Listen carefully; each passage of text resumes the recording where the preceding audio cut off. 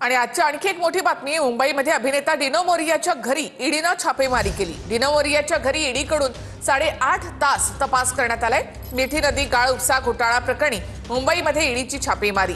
वरळीमध्ये केतन कदम तर कांदिवलीमध्ये जय जोशी यांच्या घरी देखील ईडीची छापेमारी. आता छापेमारीमध्ये ईडीला कोणते पुरावे मिळतात हे पाहणं महत्त्वाचं असेल.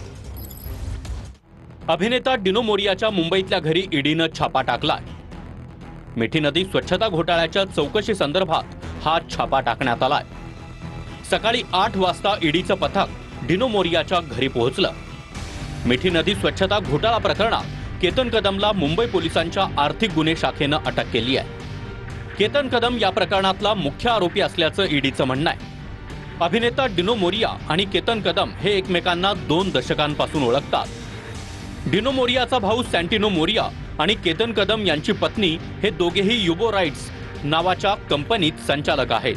ही कंपनी पूर्वी फूड कंपनी म्हणून ओळखली जायची, पण नंतर याच कंपनीनं मुंबईतील गेटवे ऑफ इंडिया जवळ चालणाऱ्या बग्गीचं काम हाती घेतलं. 2021 मध्ये तत्कालीन मुख्यमंत्री उद्धव ठाकरे यांनी या बग्गीचं उद्घाटन केलं. केतन कदमनं अभिनेता डिनो मोरियाला 14 लाखांहून अधिक रक्कम हस्तांतरित केली आहे.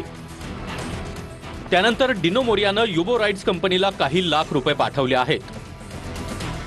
केतन यांनी कथित मिठी नदी स्वच्छता घोटाळ्यात मिळवलेल्या गुन्ह्यातील पैशाची रक्कम डिनो मोरिया यांना पाठवली होती असा संशय आहे. याच आधारावर आर्थिक गुन्हे शाखेनं डिनो मोरियाची चौकशी केली. केतननं हे पैसे आपल्याला कर्ज म्हणून दिल्याचं डिनो मोरियाचं म्हणणं आहे.